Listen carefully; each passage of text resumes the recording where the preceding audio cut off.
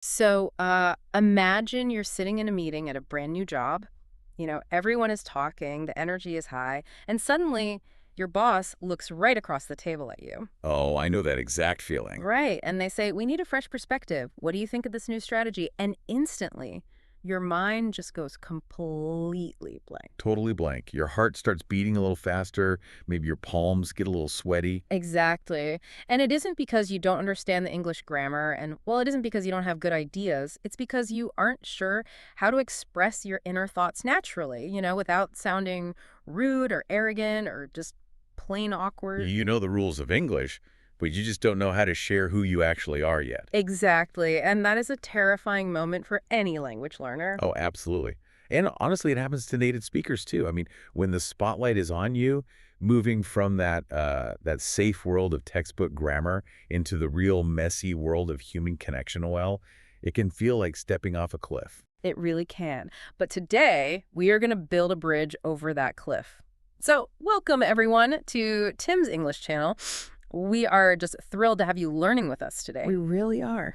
And because we know we have many beginner and intermediate English learners joining us, we are doing things a little differently for this deep dive. We are going to speak at a steady, clear pace. Right. A nice, relaxed beat. Yeah. We are going to use simpler vocabulary, but, and this is important, we won't lose any of the natural rhythm of how people actually talk. We want you to catch every single detail, every nuance, while still treating you like the intelligent adult you are. Exactly. I mean, you shouldn't have to choose between understanding the words and learning deep, valuable communication skills. So we're going to give you both today, We certainly are. So, what is our mission today? Well, we are diving deep into the art of giving your opinion in English. which is such a massive topic. It's arguably the most important skill you can learn, because whether you're at the office, sitting in a university classroom, or just, grabbing a coffee with a new friend, your opinions are your identity. Right. If you can't share your thoughts, you can't really be yourself in a new language. You're just kind of an observer. Exactly. But before we give you the specific tools and phrases, I think we need to look at the psychology of what we're actually doing here. We have to clarify the difference between a fact and an opinion. Oh, that's crucial. Because confusing those two is usually where conversations go completely wrong. Right. So a fact is objective. It's true for everyone, no matter who is looking at it. Like, water freezes at 0 degrees Celsius, or, the sky is up. Exactly. Facts just are. But an opinion, well, that's just entirely subjective. It's not a fact at all. An opinion is simply you translating your internal world, like how you feel, what you value, how your brain processes something into words. So it's very personal. Very personal. Let's take the weather, for example. You might look out the window at a really heavy rainstorm and say, I think the weather is beautiful. Now, if I am standing right next to you and I forgot my umbrella that day, I might look at that exact same storm and say, this weather is absolutely terrible. Right. We're looking at the exact same fact, the rain, but our opinions are complete opposites. Yeah. And the key here is neither of us is wrong. That's such a good point. Neither of us is wrong. Your opinion just belongs to you. Yeah. When you share it, you aren't telling the world what is objectively true. You're basically inviting people to see the world through your eyes. Oh, I love that framing. Inviting people to see the world through your eyes. So how do we actually invite people in? How do we take that internal feeling and put it into English words? Well, let's start building our foundation, because before we run, we really need to walk. Right. There are three core phrases that I like to call the big three. The big three, I like that. These are basically the workhorses of the English language. I mean, you will hear them hundreds of times a day. Oh, easily. Mhm. So the first one is the most common, and it's incredibly simple. It's just, I think. I think, yeah. The reason this phrase is so powerful is really its versatility. You can use it in a formal boardroom, and you can use it at a noisy football game. It's the ultimate neutral starting point. Why does it feel so safe to use, though? Like, why do we default to it? Mostly because the word think refers to a cognitive process. Yes. You know, it happens in your brain. When you say, I think English is fun, or I think we should take the bus, you are just offering a thought. You aren't claiming it's a deep, universal truth. Exactly. It's lightweight. It's very easy for the listener to accept without feeling challenged. Okay, so I think is our lightweight everyday tool. But the second phrase in our big three changes the feeling just a bit. And that phrase is, in my opinion. Now, this phrase is fascinating, in my opinion. Yay. Immediately signals to the listener that you are about to present a structured thought. It feels a bit heavier, right? It does. Culturally, in English-speaking workplaces, this phrase is pure gold. It sounds incredibly professional and respectful. Okay, hold on. Let me push back on that for a second. Sure. If I'm just hanging out with my friends, right, we're eating pizza, and I say, in my opinion, the pepperoni is too spicy. Doesn't that sound a little stiff? Like I'm standing at a podium giving a press conference about the pizza. That is a fantastic point. Yes, if you use it with a very serious, flat tone of voice, it can sound overly formal, maybe a bit weird. Right. But native speakers actually still use it socially all the time. They just change their tone. Oh, interesting. How so? Well, if you lean in, maybe you smile a bit and say, okay, in my opinion, this is the best pizza in the entire city, you are using the formal phrase playfully. You're using it to show how much you love the food. Tone of voice makes all the difference there. Ah, that makes a lot of sense. It's the same words, but the music of how you say them changes the meaning completely. Exactly. Yep. The music of the language. Okay, so we have I think and in my opinion. Hmm. The third phrase of our foundation carries a lot more weight, I think, and that is I believe. Yes, I believe. You really have to be careful with this one. While I think comes from your brain, I believe comes from your heart or your gut. So it's much deeper. Very deep. It is tied to your core values, your morals, and your identity. So I wouldn't take a bite of my sandwich and say, I believe this turkey is dry, because that sounds way too dramatic. Exactly. It's way too heavy for a turkey sandwich. You save I believe for things that matter deeply to you, like I believe everyone deserves a chance to learn, or, I believe honesty is the most important trait in a friend. It shows real conviction. It really does. All right, so for everyone listening and taking notes, your basic toolkit is I think, in my opinion, and I believe. Yeah. Those three phrases alone will get you through, honestly, 80% of your daily conversations. Easily. But here is where it gets really interesting. Giving an opinion isn't always neutral. Sometimes it reminds me of adjusting the temperature of a shower. The temperature of a shower. Okay, walk me through that. Well, most of the time you take a shower, you want the water perfectly warm. Comfortable, safe, easy. That's what our basic phrases are. They're warm water. Okay, I follow. But sometimes you want that water steaming hot. And other times you just want a cool, gentle mist. So how do we adjust the intensity or the volume of our opinions when we speak? That is a brilliant way to look at it. Let's start with the hot water then. We call these strong opinions. This is when you are 100% sure of your idea and you want everyone in the room to know it. So we take our basic phrase and we literally just add a strong word to it, like I strongly believe. Yes. Notice how that feels. I strongly believe that exercise changes your mental health. It leaves zero room for doubt. It's a statement of absolute certainty. It really is. Another great way to turn up the heat is to use the word sure. You can say, I am sure that. Like, I am sure that my keys are in the car. I saw them on the seat. You have evidence. You aren't just guessing. But I imagine you have to be careful with this hot water, right?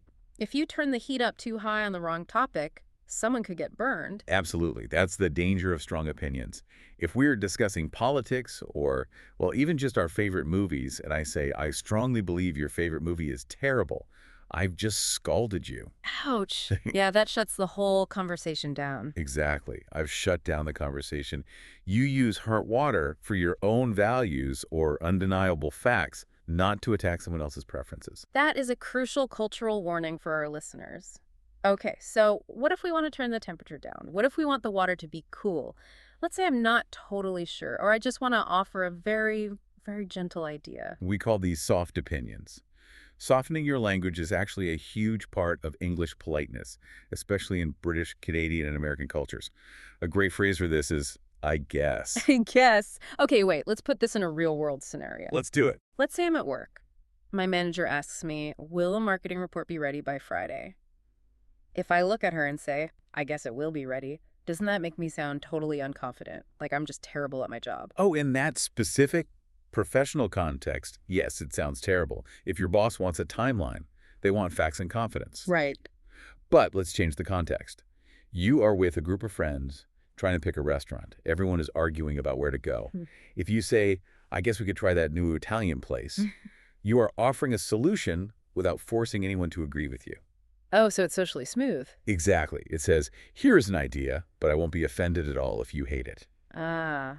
So it's an anti-arrogance tool. You are basically lowering your own status slightly so that other people feel comfortable. Yes, that's exactly what it is. Another beautiful phrase for this cool, gentle water is, it seems like. It seems like. So if you are listening to this deep dive right now, you might be thinking, it seems like learning English politeness is just as important as learning vocabulary. Which it is. You are observing something but expressing it softly. Perfect. So you control the shower dial.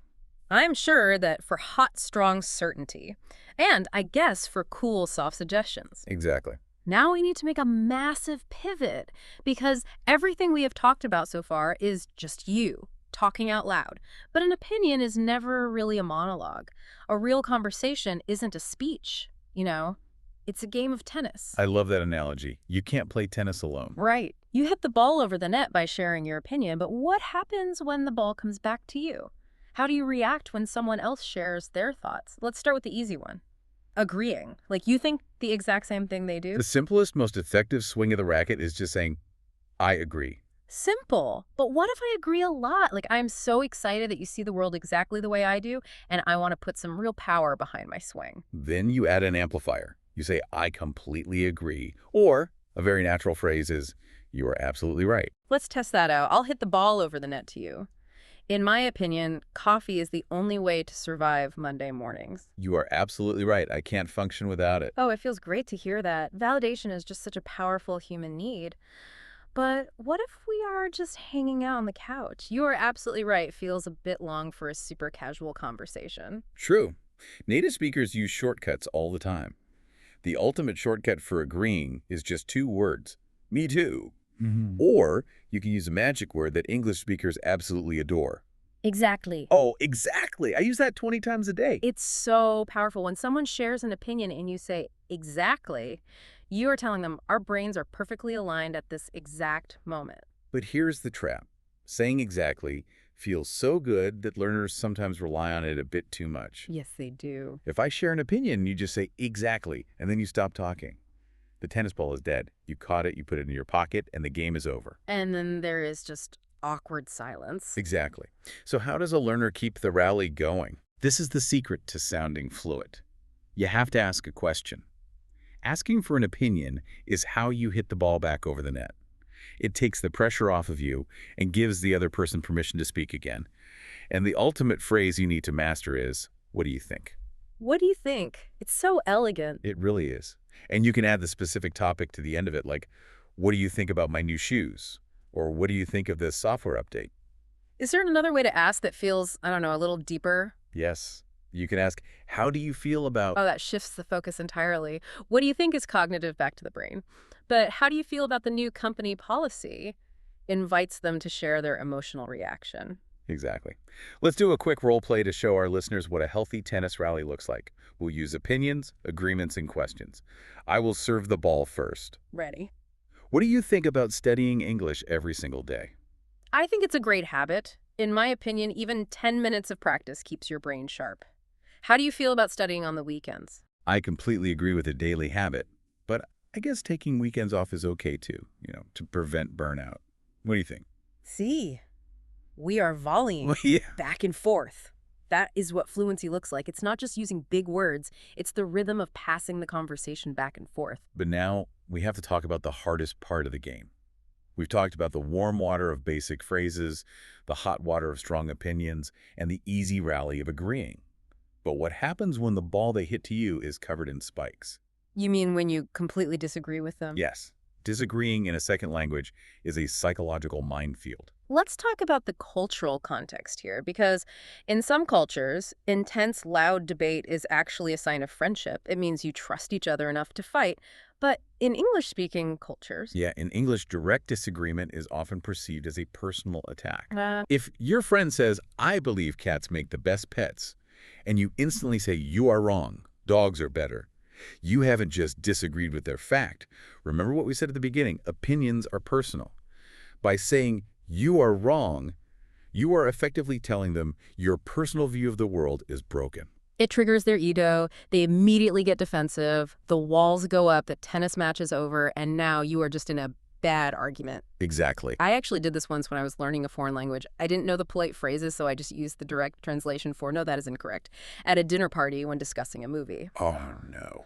The entire table went dead silent. It was humiliating. Yeah. I just wanted to debate the movie, but I accidentally insulted my host. That is a perfect example of why this matters so much. You have to manage the other person's ego before you share your opposing thought. And we have a technique for this. I call it the respect first trick. The respect first trick. Unpack the psychology behind this for us. Well, before you disagree, you first verbally validate their intelligence. You show them that you listened, you understood, and you respect their perspective. Only after you validate them do you introduce your differing opinion. Give me the magic phrase. What is the toolkit for this? The most effective phrase is, I see your point, but... I see your point, but that is brilliant. You are literally saying, I have looked through your eyes and your vision is valid. Exactly. Let's role play this so our listeners can hear the rhythm. I'll start. I strongly believe we should spend our whole budget on marketing right now. I see your point, but I think we need to save some money for product development first. It is impossible to be mad at that. Even though you completely rejected my idea, I didn't feel attacked at all. My brain stayed open to listening to you because you patted my ego on the back first. Exactly. It keeps the connection intact. Now, there are other phrases you can use if you want to be even softer. Okay. Let's say you want to disagree, but you want to express doubt rather than outright opposition. You could use, I'm not sure about that. I'm not sure about that. It's almost like you are blaming your own confusion rather than calling them wrong. I'll test it on you. Let's debate the seasons. I believe winter is absolutely the best season of the year. I'm not sure about that. In my opinion, spring is much better because you can actually go outside without freezing. It's so gentle. You diffused my strong opinion with soft doubt. Now, what if I am in a very formal setting? Let's say I'm in a university seminar or a high-level corporate meeting. I can't really use I guess or I'm not sure. I need to be firm, but entirely professional. There is a classic bulletproof phrase for those exact situations. You simply look at the person and say, I politely disagree. I politely disagree. It's incredibly direct. You are stating clearly that you are on opposite sides, but you are literally putting the word polite in the sentence to cushion the blow. Yes, it translates to, I respect you as a professional, but our ideas are incompatible. It's Yeah. really the most mature way to handle conflict in a formal English setting. Wow. We have covered a massive amount of ground today on Tim's English channel. We took a journey from the mechanics of grammar right into the psychology of human connection. Let's do a rapid recap so our listeners can lock these toolkits into their memory. Reviewing is critical for language retention. Let's do it. Okay, your basic toolkit, the warm water, I think, or the slightly more formal, in my opinion. Right. If you want to turn up the heat and show deep conviction, you use I strongly believe, or I am sure that. If you want to cool it down, soften the blow, and avoid sounding arrogant, you use I guess, or it seems like. And for the tennis match of interaction, to agree quickly, say exactly, or I completely agree. To keep the ball in the air, you must ask questions like, what do you think? Or how do you feel about it? Yes. And finally, to navigate the minefield of disagreement, protect their ego with the respect trick. I see your point, but, or the formal, I politely disagree. If you are listening to us right now, I want you to hear this loud and clear. Do not let the fear of making a mistake keep you silent. The world wants to hear your unique perspective. They really do.